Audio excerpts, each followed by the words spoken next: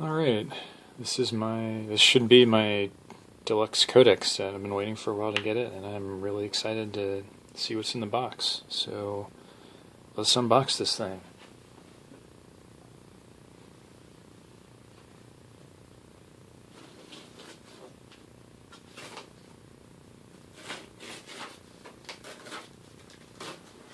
Everyone loves cutting the plastic tape.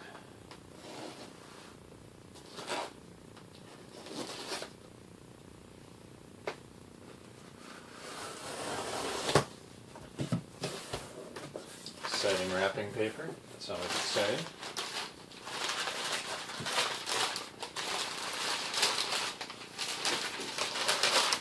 Oh yeah. That's Codex right there. See it? Codex! That is some card time strategy.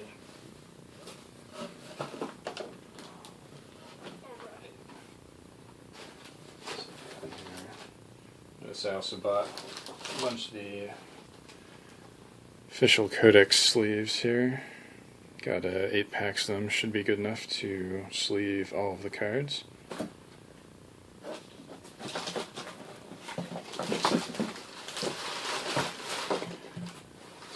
this out of the way. And get into the box itself.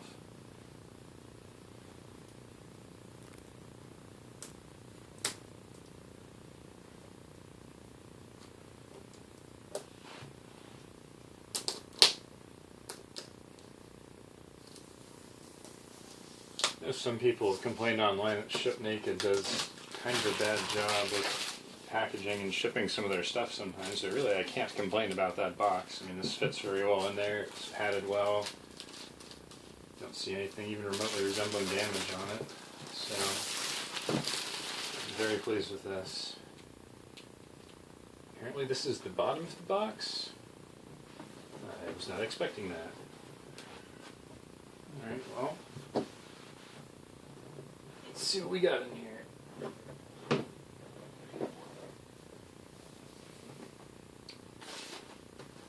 We got ourselves the ye old Codex rulebook. Slightly dinged page there. It's nothing too noticeable though. But these are going to be whole rules to the game. Also available online on Sarlin's website.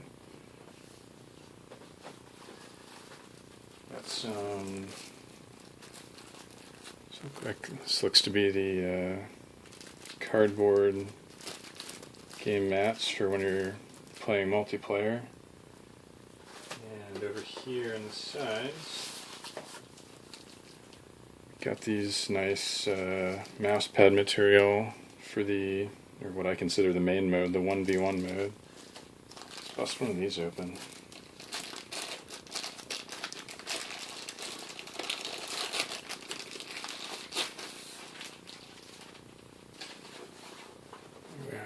So this is a game mat you're going to be looking at most of the time when you're playing. It's a nice mouse pad material. It's great for picking up cards. You never have that problem where your card's just stuck to the table. You can always get it up off there. The thing I do notice is some of the printing is maybe not quite as sharp as I would have expected on here. Like the wording looks a little bit blurry on some of those titles, like Technician Scavenger. Also, the main Codex logo also looks slightly blurry in real life, but it's not bad. It's still obviously very legible, and that might just be my terrible eyesight. Awesome.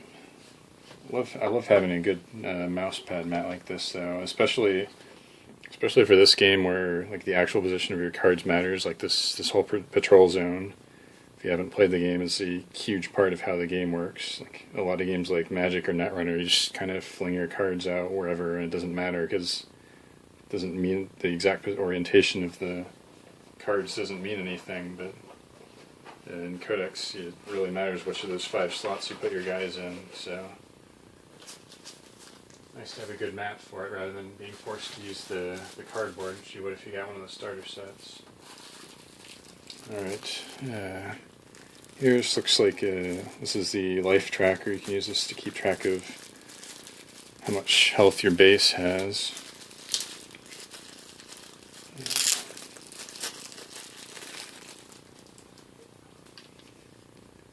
Some nice dials on here, and goes all the way up to 20, so you can keep track of both players with this.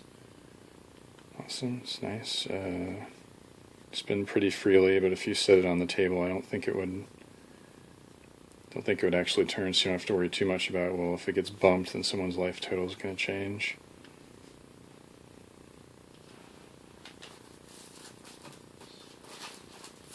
Got big pack full here of markers and counters. You've got damage markers, you've got gold, more gold, time runes.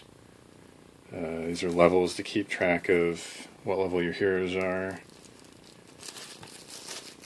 The reverse side of all these things has different numbers, like all the ones that are 3s on the back sides. You just flip it over and it keeps track of and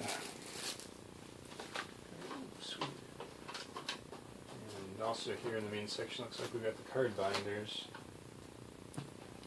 Alright, so this is a big part of Codex. If you haven't played it, is literally your Codex. So it's a book you have, and you put the cards you're playing with inside, and during the course of the game, you figure out what cards you need to put in your deck to counter what your opponent's doing, and you pull them out of the Codex and add them into your deck. It's interesting. So the pages only. There are only 2 pages in each Codex, which that's how many cards go in your Codex, is 9 times the 4 pages, 36 different cards, 2 copies each. You notice the sleeve on the card doesn't go the full height of a playing card, so it's got that little extra gap in there, so it's easy to take them in and put them out. Just show you for reference. The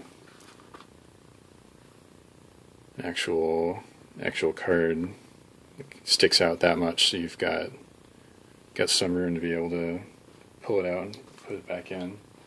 There are actually 6 different of these binders in here. So we've got the red faction, a little bit of static cling holding these binders together. This is the green faction. Same logo and artwork on both sides.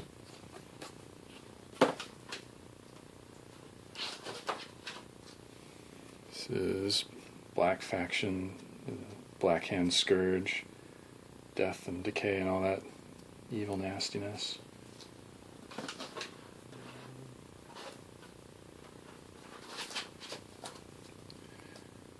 Purple faction, the Vortas Enclave, past, present, and future. These are one of my favorite ones. If you saw the videos of gameplay from FSX this year, you can actually see me on stream a couple times playing these guys.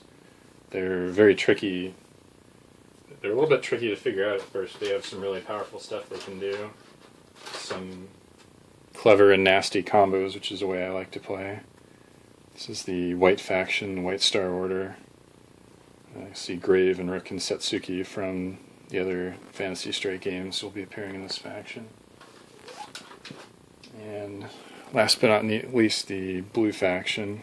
They're very, very controlling and like to lock you down. Another tricky faction to play. If you don't know what you're doing, it's easy to get on the wrong foot and lose without having put up much of a fight. If you do know what you're doing and you're careful about it, you can set up situations where your opponent's just like, I can't do anything, and then they die. Awesome. So here we've got the little micro cards. These are so included in here are some add-on buildings that you can make during the course of the game, and also the cards for your spec choice. So when you build your Tech 2 building, you pick one of your 3 specs and sort of locks you into a certain subset of cards from your codex.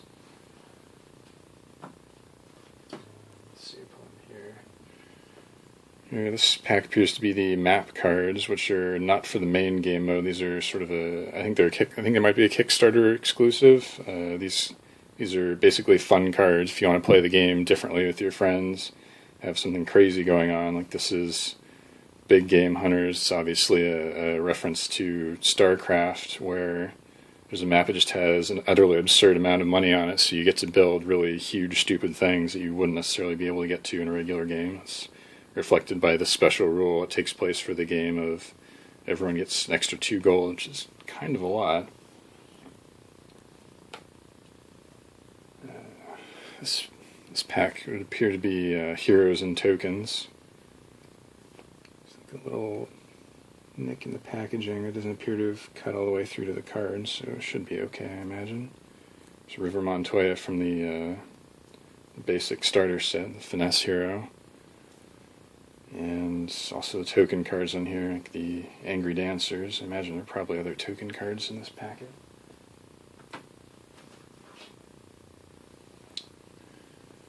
I am not sure what these are.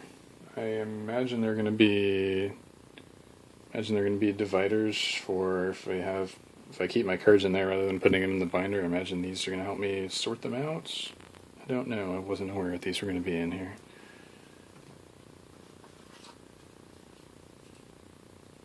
Little cardboard spacer also keep things from rattling around in here. It's another great box design. So, one thing I really appreciate about Serlin is he takes an amazing amount of effort designing the boxes for all his games, and like everything fits in. Like if you have all the cards, they fit in here. There isn't room for them to bounce around, so they'll be protected. It looks like we're going to be able to put all the tokens of different kinds in here, so they'll be sorted from each other. You can actually use this when you're playing to just say, okay, I need to take damage out of here and money out of this one. So it'll space those cards. Like everything has a place for it, and everything fits in its place. And like a lot of games give you a completely unusable insert, and I hate that because then I have to spend time and money making my own insert just so I can pack up the game. Looks like we got some more heroes in here. I'm going to bet this is the neutral heroes and probably their starting decks in this bundle, and maybe even the 2 codexes. Actually, no, we saw River already. Saw River in this bundle, so maybe this is all finesse and this is all bashing.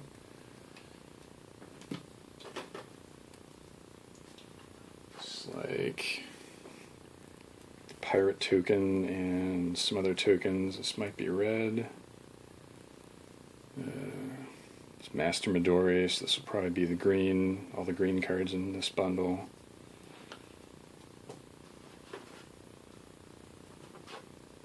Or maybe not. Here's more red stuff. So maybe that other bundle wasn't red. I don't know. Got purple. Here's Prin Pasternak.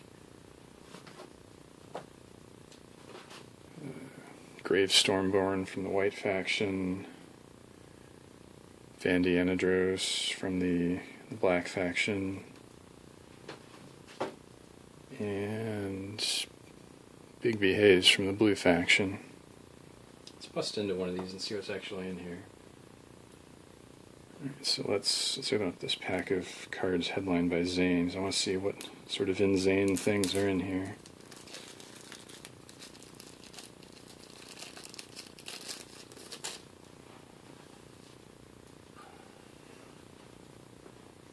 Alright, so we've got Zane, Drac, Janus. These are the red heroes. There's the red worker card. Oh yeah. Nautical dog, everyone's favorite. Everyone loves a nautical dog, and why wouldn't you?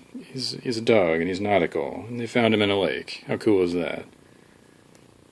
Got the little red dot here indicates this is one of your starting deck cards. Gold is their cost. Here's the creature's stat line, and he has a special ability that makes him totally sweet. It's a very efficient attacker. Looks like we've got the rest of the red starting deck in here. And we've got some anarchy spells. These are Zane's spells, including surprise attack. He summons some sharks. he's got a quote from Heath Ledger's The Joker, attributed to Captain Zane. So if you hadn't realized that this guy's kind of based on the Joker, then that might clue you in. Maximum Anarchy. The blood magic, here's Drac Ranhorn's spells. Fire magic, these are Jaina's spells. And we're getting into tech, various red techs. Here's Red Tech 1.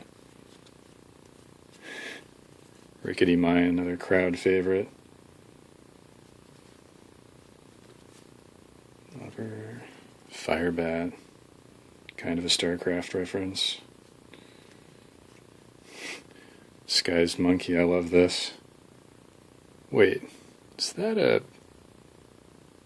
a monkey?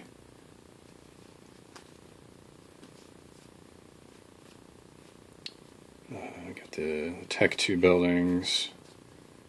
Tech 2 stuff really sort of defines how your game is going to play, so choosing your Tech 2 building is a big choice, and once your opponent's done that, you know what sort of threats they're going to throw at you. Like, if they make Blood Tech 2, you should probably expect them to be Crash Bearers, which will show up and steamroll your face, but they only get to hit you once, so if you can put up big enough walls to block them just to survive the onslaught, then you'll probably be in good shape. Or maybe there will be a land octopus, which is a completely huge monster for a very small amount of gold, but it'll eat the red workers, so it's also kind of not going to be around for very long. And if you can weather that problem, then you'll be in good shape. Some Fire Tech 2s. This is one of my favorite cards. Pretty sure it hasn't changed since even the beta, like a long time ago. It's just hotter fire. It makes your fire hotter. Hotter fire does more damage, and stacks with itself. It even says right in the flavor text, in case you weren't sure. And we've got the Tech 3, red Tech 3 cards, which, if you get a Tech 3 card, your opponent has to do something about it immediately, or they will probably just lose. Like, Cinderblast Dragon is a huge guy, and he's flying, and he's resist, and whenever he arrives or attacks, he plays a fire spell from your hand or codex for free, which will be some huge blast spell that'll clear out your guys or just kill you. So you can't suffer this guy to live. Alright. So we'll open one more packet of cards, just because I'm curious if this is a tokens only packet or what's in here.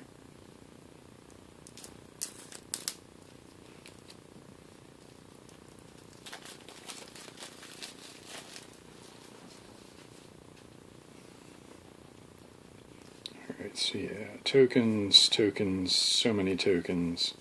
Frogs! Look at the frog, isn't that frog cute? Frogs are adorable. Unless there are like 50 of them, in which case frogs are terrifying. Some beast tokens. Oh, look at the squirrel, he's hugging an acorn. Also cute and adorable until there are like 50 of them and they're killing you, in which case they're not.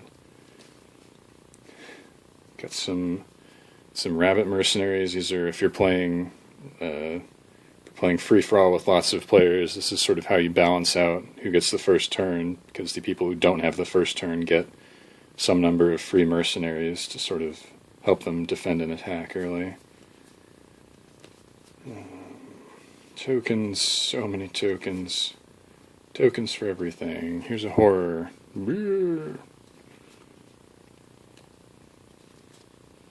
And the birds are also cute. The birds are Rook's friends, and again, the birds are cute until they're killing you to death, in which case they're less cute.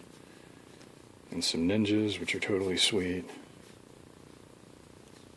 Daigo Stormborn. He is essentially the Tech 3 unit for discipline. You don't play him directly. You play the monument. That's the monument to him, and then he shows up and he kills your opponent with indestructibleness and unstoppableness. It means they can't block him, and he's huge. And purple tokens. So yeah, apparently that was a pack full of tokens, which is cool. I like having actual token cards for my things. Like, if I want to play a deck that makes 1,000,000,000 squirrel tokens, I like actually having 1,000,000,000 tokens that are squirrels to represent them on the board. So it's cool that we got that here in the deluxe version. Alright. So yeah, it's Codex Deluxe. I'm really looking forward to playing a lot of this. I've been hyped about this game for multiple years now. I first got to play this at FSX in, I think, 2013, and I think that was after Serlin had already been working on it for 7 years or whatever, and the game is very different now than it was then. And yet some things are very similar. Like, let's see if I can dig them out. I actually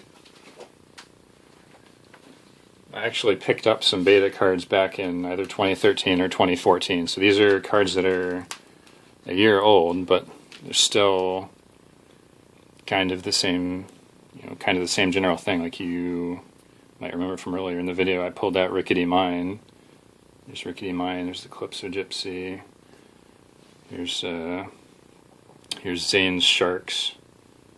I think the cost went way up on this spell. I'm actually kind of curious about that.